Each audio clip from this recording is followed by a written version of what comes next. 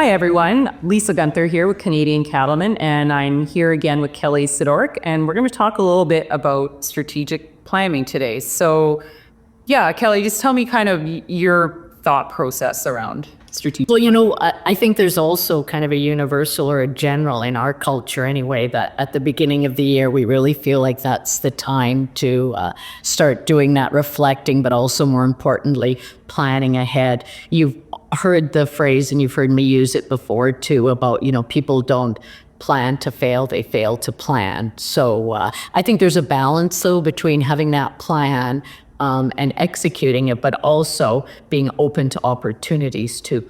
But anyway, I thought it was timely to talk about some of those kind of things. And certainly when we think about formal strategic plans, talking about the state of the union, as you will, or the outside industry, in my call, I joke a little bit because I keep using that phrase, never have I ever, completely applying to the current cattle market, because the prices that we are seeing now are certainly unheard of. So there's a lot of great things about that, and I think we can use that in our planning, but I also think we need to be realistic that, as far as I know, it still is a cattle cycle, and so at some point in time it will be coming down again, without being too negative, but just being mindful of that. Yeah, I mean, it's like a long so up and down and up and down, right? Yes.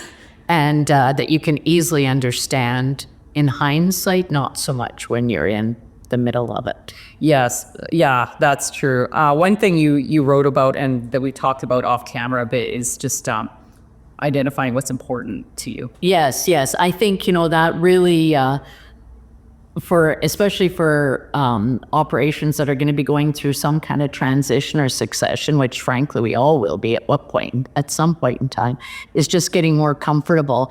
And it's the piece about getting on the same page. But before you do that as a team, you need to be real clear on that yourself. And, those business strategies happen a lot in industries beyond agriculture. And as I've said before, I think we really should be mindful and applying some of those.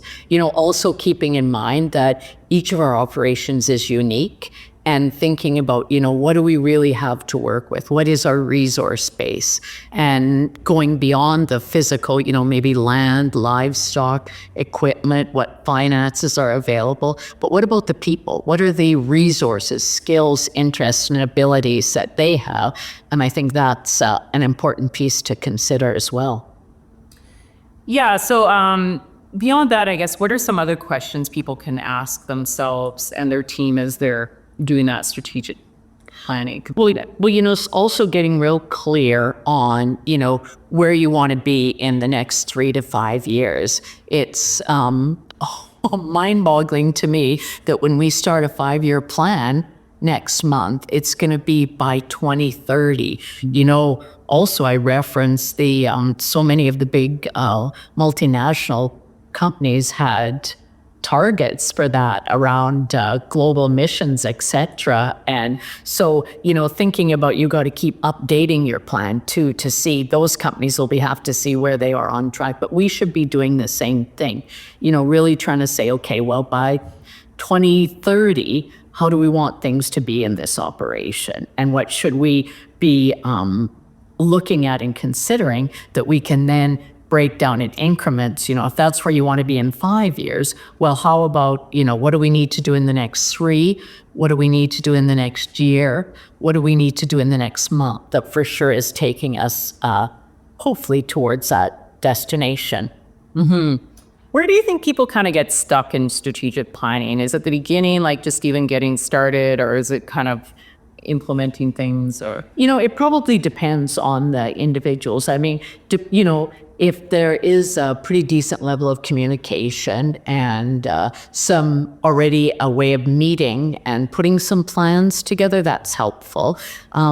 Sometimes you might get stuck if the other professionals that you need to engage, you haven't gone through that process yet. That could be another one. But also, I think that making sure that once we start implement, that we monitor it. In the financial planning arena use the example of, you do those financial projections for the banker that look pretty good and then they get shelved in some filing cabinet somewhere. Well, that's not doing you any good. You need to have a process where you come back and monitor and say, okay, where are we? Are we on track, off track? So you can continually be tweaking the path, I guess, if you will. Yeah. Yeah. You cannot measure what you're not monitoring. 100%. Yes, for sure. And then, some people go along with the idea of making sure that you have SMART goals. So there's specific, measurable, attainable, realistic, and time sensitive. I've talked about that in previous columns as well. Yeah. Anything else you want to add, Kelly? No, I think it is, there is a bit of a natural tendency. Maybe it's because of the laws or cycles that we work with to, when it's colder, to bear down and do some of that planning. And I really encourage people to do it because there's just so many opportunities and possibilities out there. And I think 2025 is going to be a great year. Yeah, I am relatively optimistic as well. Thanks, Kelly. Thanks, Lisa.